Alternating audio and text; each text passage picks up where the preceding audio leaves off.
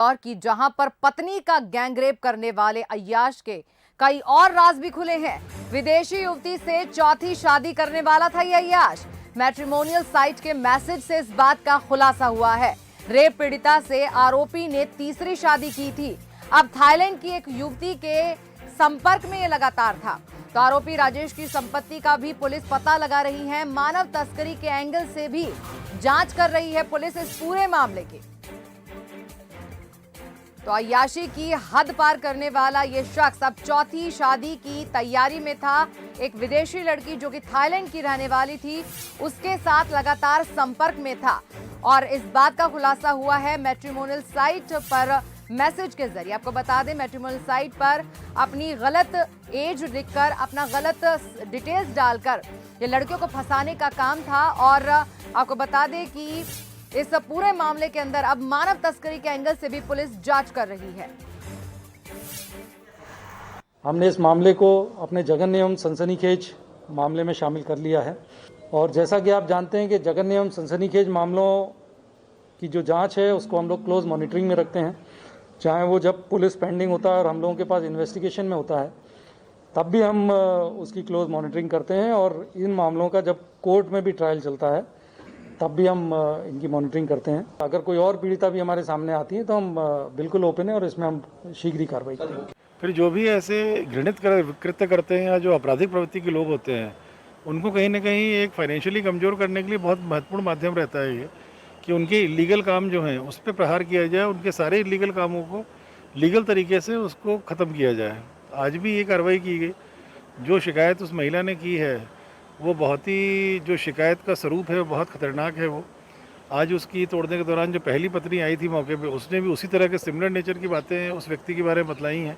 तो कहीं ना कहीं वो व्यक्ति जो है वो बहुत विकृत मानसिकता का है। न केवल उसका ये फार्म हाउस तोड़ा गया है, मैंने जांच के आदेश और भी दिए हैं कि अगर उसकी और भी प्रॉपर्टीज़ कुछ हैं उसमें लीगलिटी भी हम लोग चेक करेंगे, कहाँ कहाँ किस प्रकार से इलीगल एक्शन कार्रवाई की हुई है उसने। और इस पूरी खबर पर हमारे संवाददाता इंदौर से जुड़ गए हैं पीयूष पारे। चलिए उनसे हम जानकारी लेते हैं। पीयूष, लगातार एक के बाद एक चौंकाने वाले और शर्मनाक खुलासे इस पूरे केस में हो रहे हैं। फिलहाल की अपडेट के साथ हमें समझाइए सारी बात। देखिए, बिल्कुल ये सनसनीखेज मामला है और जिस तरीके से छत्तीसगढ़ की जो एक महिला टीचर थी उसके साथ में ना सिर्फ धोखेधड़ी से राजेश विश्वकर्मा ने शादी की और उसके बाद में जिस तरीके की प्रताड़ना यहाँ पर इंदौर के फार्म हाउस में दी गई थी, उसके बाद में पुलिस ने इस आरोपी पर शिकंजा कस दिया है। साथ ही इस घटनाक्रम में शामिल 3 अन्य जो आरोपी हैं उन्हें भी पुलिस ने हिरासत में ले लिया है। लेकिन पुलिस लगातार इससे पूछताछ कर रही है और जो सबसे बड़ी हैरान कर देने वाली बात यह है कि अब तक पुलिस की इन्वेस्टिगेशन में ये बात सामने आई थी कि ये आरोपी की दूसरी शादी है, लेकिन एक और अन्य युवती यहाँ पर सामने आई है और उसके बाद में यह पता लगा है कि आरोपी पहले से ही जो है वो 3 शादी कर चुका है और उसके बाद थाईलैंड की एक युवती के संपर्क में था और चौथी शादी करने की यहाँ पर तैयारी कर रहा था। इसके अलावा पुलिस को जो फार्म हाउस से गैजेट्स मिले हैं, चाहे लैपटॉप की बात करें या मोबाइल फोन की बात करें, तो उसमें भी कई और दूसरी लड़कियों के से संपर्क होने की बात भी यहाँ पर सामने आ रही है। एक और महत्वपूर्ण बात है कि मूलतः नागदा का रहने वाला राजेश विश्वकर्मा था, वहां पर भी इस तरीके से जो गतिविधियां थी वो संदिग्ध थी और उस पर नागदा में भी थाने में 3 अपराध दर्ज हैं। वहां पर भी लगातार इस तरीके की जब घटनाएं सामने आई तो उसके परिवार वाले ने भी राजेश विश्वकर्मा से पूरी तरह से नाता तोड़ लिया था। परिवार वालों ने फिलहाल इस बारे में खुलकर जो है बात नहीं की है, लेकिन जो नागदा में राजेश विश्वकर्मा को लोग पहचानते हैं उनका कहना है कि यहाँ पर इस तरीके की गतिविधियों में जब राजेश विश्वकर्मा लिप्त पाया गया तो परिवार के लोगों ने पूरी तरीके से उससे नाता तोड़ लिया था और जो संपत्ति है बेहिसाब, उसी संपत्ति को बेचकर कहीं न कहीं इंदौर में इस तरीके से ये अय्याशी को अंजाम दे रहा था। अब इस पूरे मामले में जो इंदौर के ग्रामीण विंग है पुलिस की, वो इन्वेस्टिगेशन कर रही है। साथ में प्रशासन भी ये पता लगा रहा है कि आखिर कहाँ पर इसने अवैध रूप से अपना साम्राज्य खड़ा किया है, वहां पर भी प्रशासन कार्रवाई करेगा। तो कुल मिलाकर सनसनीखेज ये मामला है और अब जो मोबाइल फोन है उसकी रिकॉर्डिंग और जो वीडियो रिकॉर्डिंग है उसके आधार पर पुलिस यहाँ पर और जो है वो इस पूरे मामले की गंभीरता से पड़ताल करेगी।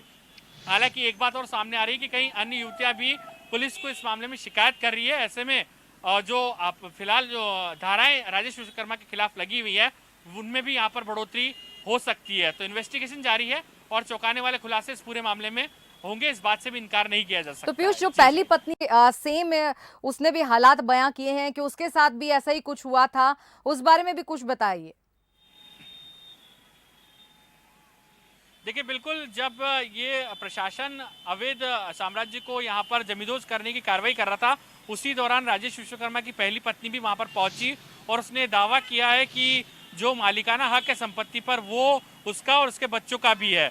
और इसके साथ साथ में ये जानकारी भी सामने आई है कि पहले से ही ये जो है वो 4 बच्चों का पिता है राजेश विश्वकर्मा, उसके बावजूद भी लगातार युवतियों को अपने जाल में फंसाता था, अय्याशी के लिए कहीं ना कहीं उनका उपयोग करता था। और उसके साथ साथ में जो उसके दोस्त थे उनका भी यहाँ पर कहीं ना कहीं ये भूमिका काफी संदिग्ध पाई गई है। फिलहाल इन तमाम बयानों को जो है पुलिस खंगाल रही है। आरोपी की जो पहली पत्नी है उसके अलावा दूसरी जी। पत्नी की तलाश भी की जा रही है। जी। और सबसे महत्वपूर्ण बात यह है कि चूंकि जिस युवती के साथ में गैंगरेप हुआ वो छत्तीसगढ़ की रहने वाली थी, ऐसे में छत्तीसगढ़ पुलिस ने भी इसके खिलाफ एफआईआर दर्ज कर ली है और आने वाले दिनों में अब उसे छत्तीसगढ़ भी ले जाया जाएगा और वहां पर भी तमाम जो कड़ियां हैं उनको जोड़ने की कोशिश भी पुलिस करेगी। जी शायद।